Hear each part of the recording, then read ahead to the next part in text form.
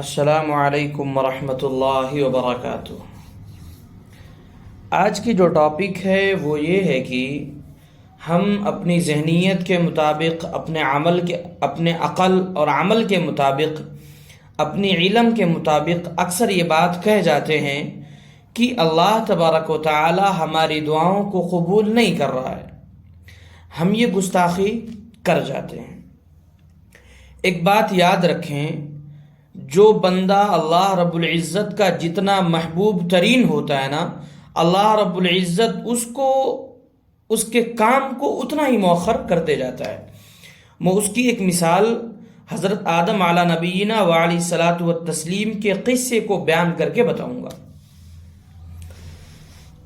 حدیث میں آتا ہے، حضور صلی اللہ علیہ وسلم نے ارشاد فرمایا کہ حضرت آدم علی نبینا وعلیہ الصلاۃ والتسلیم سے جب وہ گناہ صادر ہو گیا جس کی وجہ سے وہ جنت سے دنیا میں بھیج دیے گئے تھے، تو ہر وقت روتے تھے اور دعا استغفار کرتے رہتے تھے۔ ایک مرتبہ آسمان کی طرف آپ نے منہ کیا اور آپ نے فرمایا، اے اللہ، مجھے محمد الرسول اللہ کے وسیلے سے معاف فرما دے، میں آپ سے معافی چاہتا ہوں محمد الرسول اللہ کا وسیلہ دے کر کے۔ فوری وحی نازل ہو گئی کہ آپ محمد الرسول اللہ کو کیسے جانتے ہیں اور وہ کون ہیں جن کا آپ مجھے واسطہ دے رہے ہیں۔ حضرت آدم علی نبینا وعلیہ الصلاۃ والتسلیم نے ارشاد فرمایا، جب آپ نے مجھے پیدا کیا تھا تو میں نے عرش پر لکھا ہوا دیکھا تھا، لا الہ الا اللہ محمد الرسول اللہ، تو میں سمجھ گیا تھا کہ محمد الرسول اللہ صلی اللہ علیہ وسلم سے اونچی ہستی کوئی نہیں ہے، جن کا نام آپ اپنے نام کے ساتھ رکھے ہوئے ہیں، اپنے نام سے ملا کر کے رکھے ہوئے ہیں۔ وہی نازل ہوئی کہ وہ خاتم النبیین ہیں اور آپ کی اولاد میں سے ہیں۔ اگر ان کو لانا، ان کو پیدا کرنا مقصود نہیں ہوتا تھا تو آپ بھی دنیا میں نہیں ہوتے تھے۔ حضرت آدم علی نبینا وعلیہ الصلاۃ والتسلیم اس وقت کتنی طرح کی دعائیں کیے، کیا گڑ گڑائے، وہ بتانا مقصود نہیں ہے۔ ایک بات بتاتا ہوں کہ حضرت آدم علی نبینا وعلیہ الصلاۃ والتسلیم ایسے نبی تھے، اللہ رب العزت کے ایسے محبوب ترین بندے تھے اور ایسے لاڈلے اور دلارے تھے جن کو اللہ رب العزت نے اپنا نائب بنایا تھا۔ اللہ رب العزت نے جن کو خلافت دی، اللہ رب العزت نے جن کو فرشتوں کے ذریعہ سجدہ کروایا، ایسا محبوب ترین بندہ گڑ گڑا رہا ہے، سسک رہا ہے، اس کے باوجود اللہ تبارک و تعالی ان کی دعاؤں کو نہیں قبول کر رہا ہے، اللہ رب العزت ان کو معاف نہیں کر رہا ہے۔ اس کی سب سے بڑی وجہ میں بتاتا ہوں کہ جو بندہ جتنا زیادہ کسی کا قریبی ہوتا ہے نا، وہ جتنا زیادہ اس بندے کے سامنے، یعنی اپنے مالک کے سامنے جب سسکتا ہے نا، تو اس کے مالک کو اس کی ادائیں، اس کے سسکنے والی جو ادائیں ہوتی ہیں اس کے مالک کو بہت پسند ہوتی ہیں۔ اسی واسطے مالک کہتا ہے کہ تھوڑی دیر اس کو اور سسکنے دے، کیونکہ اس کی ادائیں مجھے محبوب دکھ رہی ہیں۔ حضرت آدم علی نبینا وعلیہ الصلاۃ والتسلیم، آپ تاریخ کو پڑھیے، حضرت آدم علی نبینا وعلیہ الصلاۃ والتسلیم 40 سال تک،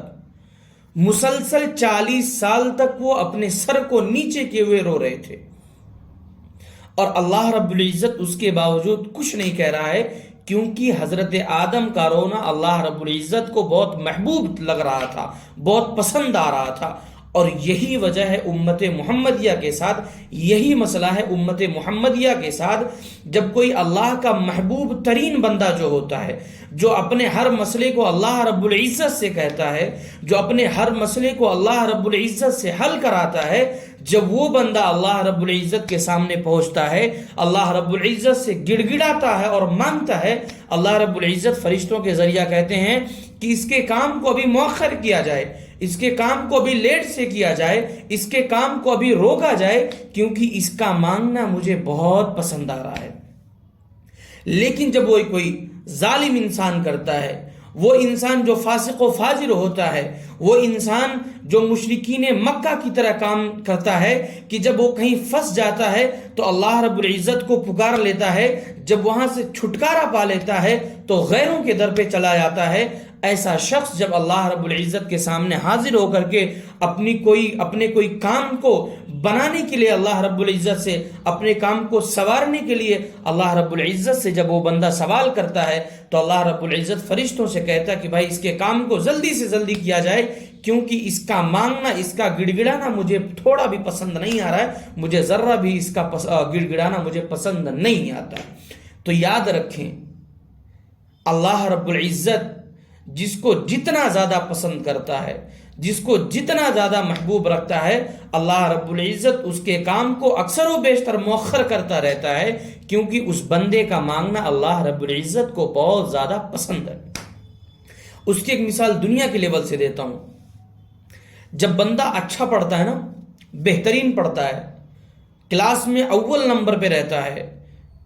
استاذ کے سامنے اپنی نالج کو بڑھاتا بھی ہے اور اپنے نالج کو استاذ کے سامنے پیش کرتا ہے اور بہت زیادہ سوالات کرتا ہے، تو استاذ کے دل کے اندر اس کی محبت بیٹھ جاتی ہے۔ وہ بچہ تھوڑی سی بھی غلطی کرتا ہے تو اس کا ٹیچر، اس کا استاذ ڈنڈ لے کر کے اس کو مارتا ہے، کیونکہ اس کے دل کے اندر محبت ہے کہ یہ بندہ بڑھے گا، اس کو بڑھانے کی کوشش کی جائے، یہ بندہ ہمیشہ اس پر چلے گا، اس کو اس پر لانے کی کوشش کی جائے۔ اور جو بندہ کلاس میں پیچھے بیٹھنے والا ہوتا ہے، جو دل و دماغ پڑھنے میں نہیں لگاتا ہے، تو ٹیچر بھی اس کی طرف کوئی توجہ نہیں کرتا ہے۔ وہ جو بھی چیز کا سوال کرتا ہے، ٹیچر اس کو کھٹاک سے اٹھا کے دے دیتا ہے کہ تیرا کام ہو گیا، تو نکل یہاں سے، کیونکہ اس کو پسند نہیں ہے، وہ صحیح کام نہیں کر رہا، صحیح طریقے سے نہیں چل رہا، صحیح سے نہیں پڑھ رہا ہے۔ لیکن جب کلاس کا کوئی بہترین بندہ ہوتا ہے، وہ چھٹی مانگتا ہے، اچھا پڑھنے والا ٹیچر کہتا ہے میں تیرے کو چھٹی نہیں دوں گا، کیونکہ ٹیچر کو معلوم ہے کہ اس کی فیوچر کہاں پہ ہے اور یہ بہتر کہاں پہ ہے۔ سیم اسی طرح اللہ تبارک و تعالی اپنے محبوب ترین بندوں کی اداؤں کو بہت زیادہ پسند کرتا ہے، اور اسی وجہ سے اللہ تبارک و تعالی اپنے محبوب ترین بندوں کو، اپنے معتبر بندوں کی دعاؤں کو تھوڑا رخ کر کے، تھوڑا مؤخر کر کے قبول کرتا ہے، کیونکہ اللہ رب العزت کو محبوب ترین بندوں کی ادائیں بہت پسند ہیں۔